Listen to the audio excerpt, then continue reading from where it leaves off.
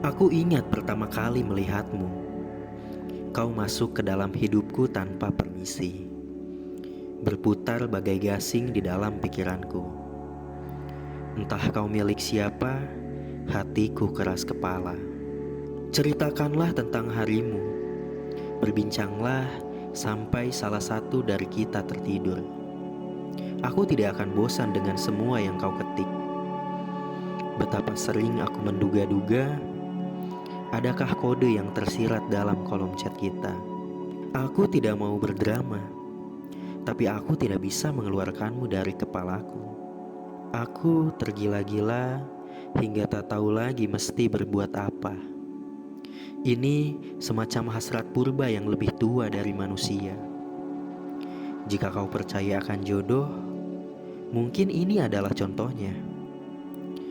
Dan aku tidak berbicara perihal parasmu atau apa yang kau punya.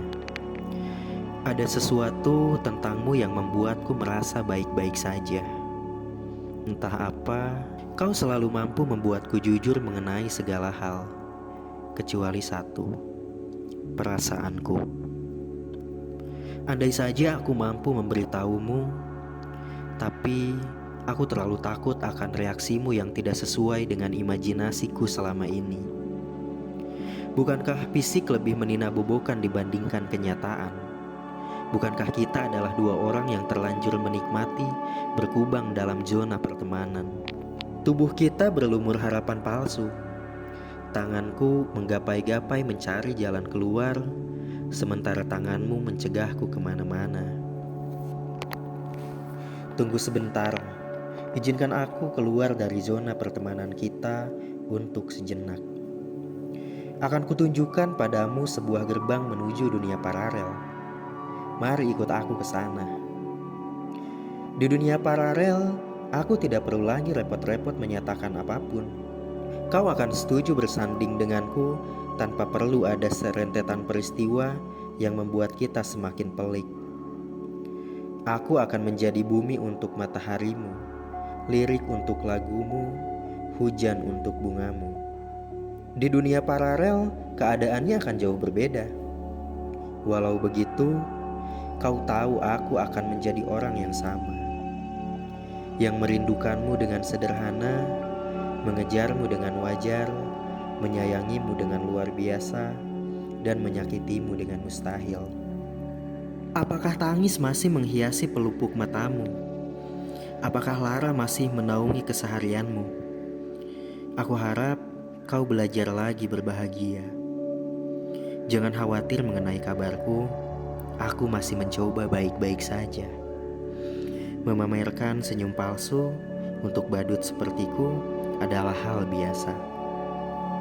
Mana berani aku menjatuhkan hati di sebelahmu. Aku yang hanya bertugas menghibur negeri dongeng ini sudah cukup bersyukur dengan apa yang kita punya. Meski hanya sejenak sebelum akhirnya sosok sempurna dengan kuda putih membawamu pergi lagi dan lagi. Betapa kau riang setiap kali aku menghiburmu dengan hidung tomat dan wajah bercat putihku. Tawamu lepas, mata coklatmu berbinar.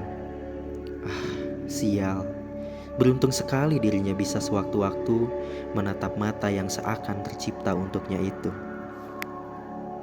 Ketidaktegasan adalah sesuatu yang ada di antara kau dan aku. Kurang ajarkah jika hatiku berharap lebih setiap kali kau menyandarkan kepala lelahmu di bahuku? Kau memang mahir menuai harapan di hatiku. Menaruh harapan padamu seakan menggenggam duri-duri di batang mawar, membuatku berdarah. Tapi aku tak kunjung pergi. Bak orang dungu, aku bisikan lagi dan lagi kata-kata rindu, menitipkannya di ketiak malam sebelum rindu itu terlampir di pagi hari di depan pintu kamarmu. Kau tersipu membalas rinduku dengan senyuman. Ya, sebatas senyuman. Aku tidak pernah tahu di mana sebenar-benarnya perasaanmu bermukim. Menyayangimu adalah soal keikhlasan, bukan keikhlasan untuk terus-terusan diberi harapan semu. melainkan keikhlasan untuk menyadari bahwa memang seharusnya kau berhak bahagia. Urusan apakah aku yang membuatmu bahagia atau bukan, itu tak jadi soal. Aku harap hari ini kau baik-baik saja. Aku harap kau mengerti arti diamku. Jangan risau, aku sudah dan akan selalu berpura-pura tersenyum. Tugasku menghibur dunia, tidak kurang dan tidak lebih. Aku hanya sedikit kecewa. Kau tidak bisa menjadi seseorang yang membuat seorang badut sepertiku tersenyum sungguhan. Kudengar seseorang berhasil menghancurkan hatimu.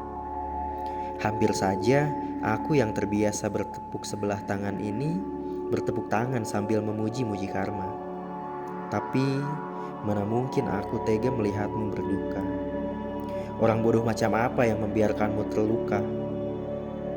Kau yang kuyakini tercipta saat Tuhan sedang gembira, sebenar-benarnya pantas mendapatkan yang terbaik.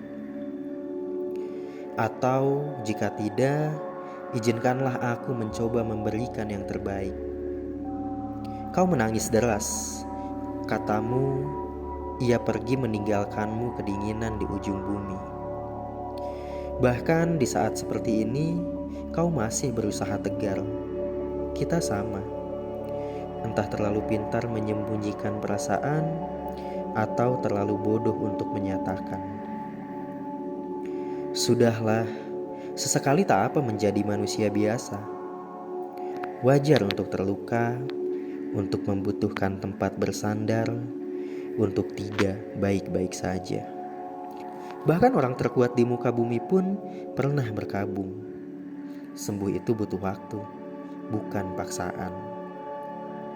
Saat semua tidak berjalan semestinya, kita bisa mengangkat tangan kita untuk menyerah atau mengangkat tangan kita untuk berdoa. Kuharap kau memilih yang kedua. Ayolah, hentikan isakanmu. Apa harus memprioritaskan orang yang hanya menjadikanmu pilihan? Kau bukan pilihan ganda. Dia bukan jawaban. Dan hidup kalian bukan kertas ujian. Bukan rezeki dia, tapi rezekimu untuk kelak dapat seseorang yang bisa memprioritaskanmu. Yang tidak punya hati, jangan dimasukkan ke dalam hati. Yang tidak punya perasaan, jangan dibawa perasaan. Yang main-main, tidak perlu dianggap serius. Kalau kau sedang rapuh, simpan sejenak hatimu.